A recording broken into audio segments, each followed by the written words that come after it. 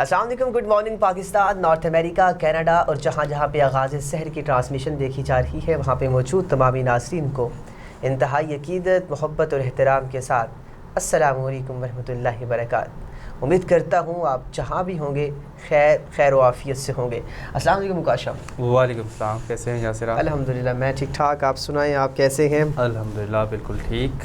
ماشاء اللہ، جیسے لاہور کا موسم ہے چہکتا ہوا اور خوبصورت موسم ہے، ویسے آج آپ کا چہرہ بھی چہک رہا ہے یا مرجھایا ہوا ہے؟ مطلب اس موسم کا آپ پہ برا امپیکٹ تو نہیں پڑ رہا؟ نہیں، موسم کا بڑا اچھا امپیکٹ پڑا ہے آج، بڑی انرجی کے ساتھ جو ہے میں نے اپنی نیوز پہ کیے ہیں، تو بڑا اچھا موسم ہے۔ اتنی گرمی کا جو شدت تھی وہ کافی بڑھ گئی تھی، تو آج پہلے سے ذرا گرمی کی جو شدت ہے وہ کم ہے، موسم بھی اچھا ہے، صبح بارش بھی ہوئی ہے، تو کافی فرق پڑا ہے موسم کو۔ بالکل ایسی بات ہے، کیونکہ اوکاشا پچھلے ایک ہفتے سے لاہور کے اندر سخت ترین گرمی تھی، اور جب ہم آتے جاتے تھے تو پتہ چلتا تھا کہ کتنا لو ہے اور کتنا گرمی ہے۔ تو شکر ہے جو لاہوریوں کی دعائیں ہیں وہ رنگ لے کے آئی ہیں، اور پھر ابر رحمت جو ہے وہ لاہور میں برس چکی ہے اور لاہور کا موسم بڑا شاندار ہو چکا ہے۔ اوکاشا آج کا پہلا شعر آپ سنانا چاہیں گے، کیونکہ آپ ہی سناتے ہیں، اور میں ہمیشہ کہتا ہوں بہت سے لوگ انتظار کر رہے ہوتے ہیں کہ اوکاشا کہیں سے کوئی شاعری لے کر آئے اور ہمیں سنائیں۔ بالکل، آج کا جو میرا شعر ہے یاسر، میں پہلے کلیئر کر لوں کہ یہ عاشقی اور معشوقی والا شعر نہیں ہے، یہ میں نے اسپیشل اپنے بابا کے لیے جو ہے ڈھونڈ کے لایا ہوں، لیکن یہ ڈھونڈ کے لایا ہوں۔ یار مجھے بھی بتا دیتے، میں امی کے لیے لیا تھا، بابا کے لیے میں نے تو اور شعر اٹھایا ہوا ہے۔ چلو خیر بتاؤ۔ لکھتے لکھتے قلم سوکھ گیا، لکھتے لکھتے قلم سوکھ گیا، میرے بابا کی تعریفوں کا جواب نہیں۔ واہ! وہ لہو بیچ کے میری خواہشیں خرید لاتے ہیں، وہ لہو بیچ کے میری خواہشیں خرید لاتے ہیں، بابا اتنے احسان کیسے کر جاتے ہیں۔ واہ، دیٹس گریٹ۔ بالکل ایسی ہی بات ہے، جو والدین کا جو سایہ ہے وہ ہمارے سروں پہ ہمیشہ سلامت رہے، اور جو باپ ہے نا وہ بے لوث محبت کرتے ہیں، اوکاشا کوئی ان کو غرض نہیں ہوتا، اور وہ ہمیشہ اپنی اولاد کے لیے اچھا چاہتے ہیں۔ ایک شعر آپ سب کی نظر کرنا چاہوں گا۔ ایک نظر دیکھوں تو گزارا ہو جائے، اس ٹوٹے ہوئے دل کو سہارا ہو جائے۔ کیا بات! ایک نظر دیکھوں تو گزارا ہو جائے، اس ٹوٹے ہوئے دل کو سہارا ہو جائے۔ یوں تو میری کشتی لہروں میں پھنسی ہے، تم ہاتھ تھامو تو کنارہ ہو جائے۔ کیا بات ہے یاسر، یہ آپ کی جو کشتی پھنسی ہوئی ہے وائپر جوائب میں تو نہیں پھنسی ہوئی؟ بالکل ایسی بات ہے، طوفان ہے ہر طرف سے، لیکن الحمدللہ ان مع العسر یسرا، ہر تنگی کے بعد آسانی ہے۔ کراچی والوں پہ بھی انشاءاللہ آسانیوں کا جو سلسلہ ہے وہ شروع ہوگا۔ فی الحال تو کراچی کے اندر جمہوریت کے نام پہ آج ایک اور بڑا بلنڈر ہوا ہے کہ کراچی کی تاریخ میں پہلی مرتبہ ایک جیالہ جو ہے وہ میئر بن چکا ہے۔ ناظرین کرام، بات کرتے ہیں آج کی پہلی نیوز کی کہ میئر بن چکے ہیں مرتضیٰ وہاب کراچی کے۔ اوکاشا کیسے دیکھ رہے ہیں آپ اس کو؟ جماعت اسلامی، ایک چیز ایڈ کرنا چاہوں گا، کیونکہ جماعت اسلامی اور پاکستان تحریک انصاف ایک سائڈ پہ تھے، دوسری طرف سے پیپلز پارٹی اور ان کے اتحادی تھے، یعنی ایم کی میں بات کر سکتا ہوں۔ دیکھیں، اگر نمبرز کی بات کی جائے تو جماعت اسلامی کے پاس پیپلز پی ٹی آئی کے اتحاد کے بعد ان کے نمبر جو تھے وہ زیادہ تھے، لیکن جو مرتضیٰ وہاب، انہوں نے الیکشن کے ووٹنگ سے پہلے جو ہے میڈیا سے گفتگو کرتے ہوئے انہوں نے ایک بیان دیا تھا کہ انہوں نے کہا تھا کہ ہمارے نمبر جو ہیں وہ پورے ہیں، جماعت اسلامی کی نسبت ہمارے پورے ہیں۔ تو ابھی رزلٹ آپ نے بھی دیکھا، میں نے بھی دیکھا کہ مرتضیٰ وہاب جو ہیں وہ میئر جو ہیں کراچی کے منتخب ہو چکے ہیں۔ انہوں نے 173 ووٹ جو ہیں وہ لیے ہیں۔ پیپلز پارٹی کے امیدوار مرتضیٰ وہاب اور جماعت اسلامی کے حافظ نعیم کے درمیان مقابلہ تھا، تو مرتضیٰ وہاب نے 173 ووٹ لیے ہیں، جبکہ اس حافظ نعیم کو 160 ووٹ ملے ہیں، یعنی کہ پیپلز پارٹی کے مرتضیٰ وہاب 13 ووٹ جو ہے اضافی لے کر کراچی کے میئر منتخب ہوئے ہیں۔ بالکل ایسی ہی بات ہے۔ ذرا نظر دوڑاتے گئے کراچی کی ہسٹری پہ، کیونکہ یہاں پہ جماعت اسلامی کے میئر بھی بنتے رہے ہیں اور ایم کے میئر بھی بنتے رہے ہیں، اور اسی طرح پہلی مرتبہ پاکستان پیپلز پارٹی نے کراچی کی سیاست میں انٹری کی ہے۔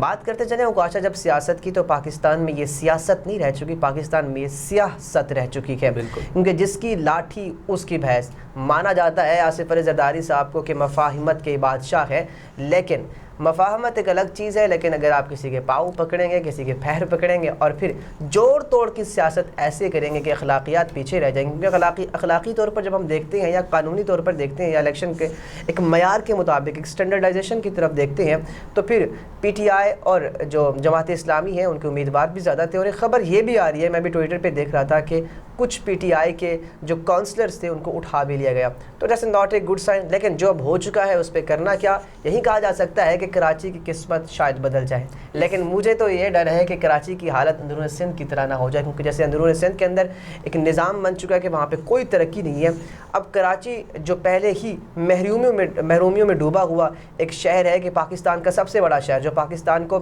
سب سے بڑا ریونیو جنریٹ کر کے دیتا ہے، جو پاکستان کی معیشت کے اندر بیک بون سمجھا جاتا ہے، اب وہ بیک بون سے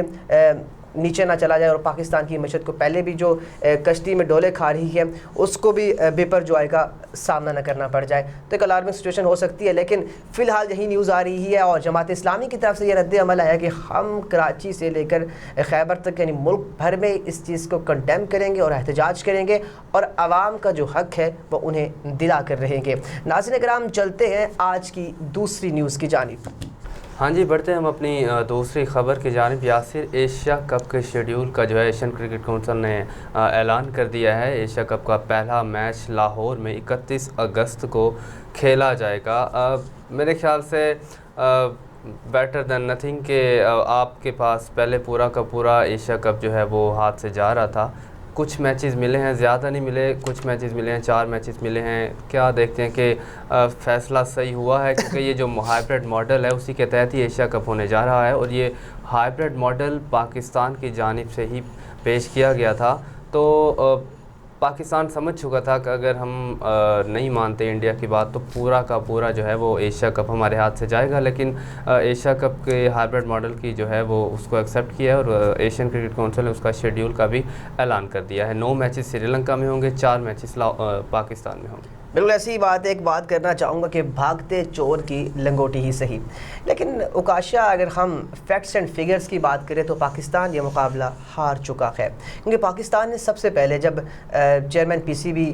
رمیز راجہ تھے تو انہوں نے یہ ایک واضح طور پر اعلان کیا تھا اگر انڈیا نے کھیلنا ہے تو کھیلے، ایشیا کپ پاکستان میں ہی ہوگا، لیکن پھر باتیں بدلتے رہے، پھر جو الفاظ تھے وہ بدلتے رہے، دعوے بدلتے رہے، اور آخر یہ پوزیشن آ چکی کہ پاکستان میں صرف 4 میچز ہوں گے، باقی 9 میچز انڈیا کے اندر ہوں گے، تو دیٹ سے سری لنکا کے اندر ہوں گے، جو انڈیا کا آئی تھنک یہاں پہ انڈیا کے موقف کو جیت ملی ہے۔ دیکھیں جب ہم نے کہہ دیا تھا اگر پاکستان کے اندر ایشیا کپ ہوتا ہے، انڈیا کھیلنے آئے گا تو ہم ورلڈ کپ کھیلنے جائیں گے، اور آپ کو پتہ ہے اگر پاکستان ورلڈ کپ کھیلنے نہ جائے تو ورلڈ کپ کا وہ مزہ نہیں رہ سکتا، ریونیو جو جنریٹ ہونا ہے انڈیا کو پاکستان ورسز انڈیا کے میچز سے ہونا ہے، پاکستان کے میچز سے ہونا ہے، اگر پاکستان کی ٹیم وہاں سے چلی جائے تو ورلڈ کپ کا کوئی کانسیپٹ نہیں رہ جاتا، کوئی ورلڈ کپ کی کوئی انتھوزیاسٹک چیزیں نہیں رہ جاتی، کوئی جوش و خروش نہیں رہتا، لیکن میں سمجھتا ہوں پاکستان کا یہاں موقف جیتا نہیں ہے بلکہ پاکستان کا موقف ہارا ہے، لیکن یہ کہہ سکتے ہیں آپ نے کہا کہ some thing is better than nothing, بھاگتے چور کی لنگوٹی، صحیح ایک بہت بڑی مثال ہم نے پڑھی ضرب المثل کہ ایسا پروورب ہے کہ ٹھیک ہے چلو کوئی نہیں کچھ بھی ہو رہا تھا تو یہ آگے ہاتھ میں، تو wish you best of luck Pakistan team. لیکن پہلا میچ مجھے بتائیے اوکاشا، پہلا میچ کن ٹیموں کے درمیان ہے؟ پہلا میچ جو ہے وہ دفاعی چیمپئن سری لنکا اور پاکستان کے درمیان جو ہے کھیلا جائے گا لاہور کے اندر 31 اگست کو۔ تو یاسر میرے خیال سے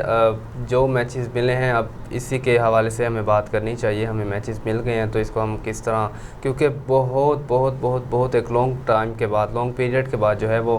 کوئی ٹورنامنٹ جو ہے ACC کا ہمیں ملا ہے ایشیا کپ، اور وہ میچز 4 ہوں یا سارا ایشیا کپ، اب جتنا جو ہونا تھا وہ تو ہو چکے، اب ہمیں یہ سوچنا چاہیے کہ ہم نے ان 4 میچز کو اس طرح آرگنائز کرائیں، اس طرح اتنا زبردست جو ہے آرگنائز کرائیں کہ پھر آگے آنے والے جو ایونٹس ہیں ان میں یہ جو ہیں مسائل پیش نہ آئیں۔ بالکل ایسی ہی بات ہے، دیکھیں ابھی پاکستان کرکٹ بورڈ کے لیے ایک امتحان ہے، کیونکہ 2025 کے اندر چیمپئن ٹرافی جو ICC کے مطابق شیڈول ہے وہ بھی پاکستان میں ہونی ہے، اب ہوتی ہے یا نہیں لیکن اس سے پہلے ہمیں تیاری کرنی ہوگی، ہمارے پاس گراؤنڈس کی بھی کمی ہے، یہ بھی ریالٹی ہے، ہمارے پاس بہت سی چیزوں کی کمی ہے، تو پاکستان کرکٹ بورڈ کے لیے چیلنجز ہیں، چیلنجز سے نمٹنا پڑے گا اور آگے تاکہ پاکستان کی کرکٹ کو فائدہ پہنچے، لیکن انشاءاللہ پاکستان کے پاس یہ موقع ہے کہ یہ ایشیا کا پاکستان ضرور جیتے، جو اس وقت 50 اوورز کے ورلڈ کپ پہ سوری ایشیا کپ پہ مشتمل ہے، تو 50 اوورز ہیں، تو اس سے پاکستان کے لیے ورلڈ کپ کی تیاری بھی بہت اچھی ہونے والی ہے۔ ناظرین کرام چلتے ہیں آج کی تیسری نیوز کی جانب، جو تھوڑی سی مزیدار ہے لیکن آپ سن کے ہو بھی جائیں گے حیران،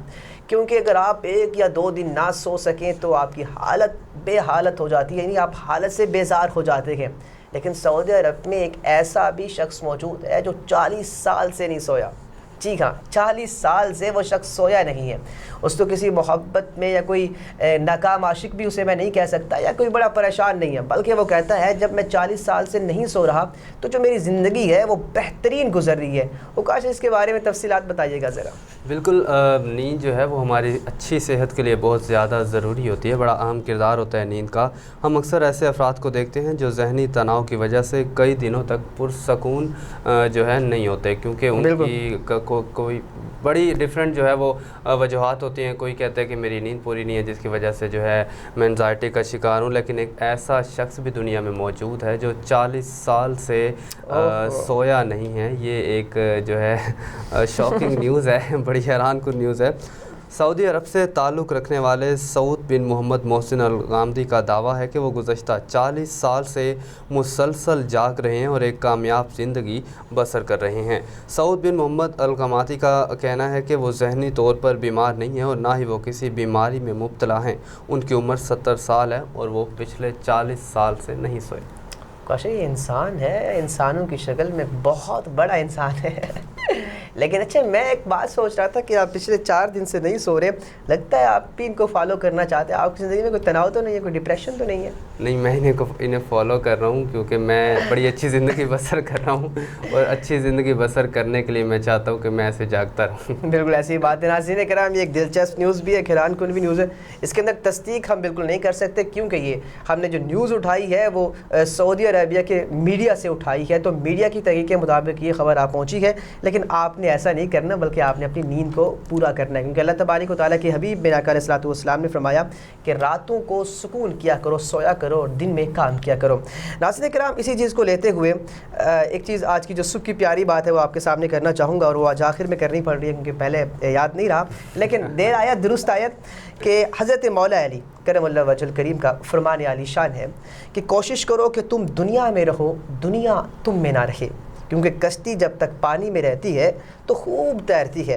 لیکن جب پانی کشتی میں آ جائے تو وہ ڈوب جاتی ہے۔ ناظرین کرام اس قول کا مقصد یہ ہے کہ ہم بعض اوقات دنیا کی محبت میں اتنا آگے نکل جاتے ہیں کہ ہم پھر دنیا میں غرق ہو جاتے ہیں، ہم اپنی اصل اوقات کو بھول جاتے ہیں، ہم اپنے نارمز کو بھول جاتے ہیں کہ اللہ تبارک و تعالیٰ نے ہمیں کس مقصد کے لیے پیدا کیا ہے۔ اس مقصد حیات کو پیچھے ہٹ کر ہم دنیا کی دولت، دنیا کا حرص اور ہوس میں ہم بہت آگے نکل جاتے ہیں کہ ہم پھر اخلاقیات ہماری ختم ہو جاتی ہے۔ اللہ تبارک و تعالیٰ نے جس مقصد کے لیے پیدا کیا، اللہ تبارک و تعالیٰ نے جس مقصد کے تحت اس دنیا میں بھیجا، وہ بھی پیچھے رہ جاتا ہے۔ اوکاشا آپ کی طرف بڑھنے سے پہلے ایک حدیث میرے آقا علیہ الصلوۃ والسلام کی یہاں پہ کوٹ کرنا چاہوں گا۔ میرے آقا علیہ الصلوۃ والسلام نے فرمایا، جس کا مفہوم یہ ہے کہ دنیا سے ضرور خواہش کرو، آگے بڑھنے کی ضرور خواہش کرو کہ میرے پاس دولت آ جائے، میرے پاس پیسہ آ جائے، سب خواہش کرو، لیکن دولت سے محبت نہ کرو، کیونکہ جب تم دولت سے محبت کرو گے، مال سے محبت کرو گے، تو تمہارے دل کے اندر اللہ کی محبت ختم ہو جائے گی۔ ناظرین کرام اپنی زندگیوں میں اللہ کی محبت کو ڈالیے۔ اللہ تبارک و تعالیٰ نے جس مقصد کے لیے پیدا کیا اس مقصد کے تحت جینا سیکھیے، کیونکہ یہ سب ہم نے یہیں چھوڑ چھاڑ کے چلے جانا ہے۔ جی بالکل یاسر، میں آپ کی بات کو پک کرنے سے پہلے آپ سے ایک سوال کروں گا کہ آج آپ کو خیر ہو۔ آپ کشتیوں کی، کناروں کی، کشتی ڈوبنے کی بڑی باتیں کر رہے ہیں، اللہ خیر کرے۔ کیونکہ میرے ساتھ 2 دن پہلے آپ بھی جانتے ہیں کہ ایسا واقعہ پیش آیا جو میں آن ایئر بتا نہیں سکتا،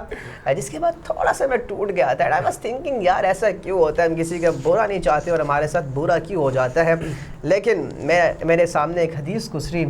جس میں میرے آقا علیہ الصلوۃ والسلام نے فرمایا کہ اللہ تبارک و تعالیٰ جس سے جتنا پیار کرتا ہے نا، اس سے پہ اتنا آزمائشیں ڈالتا ہے۔ تو اللہ تبارک و تعالیٰ کے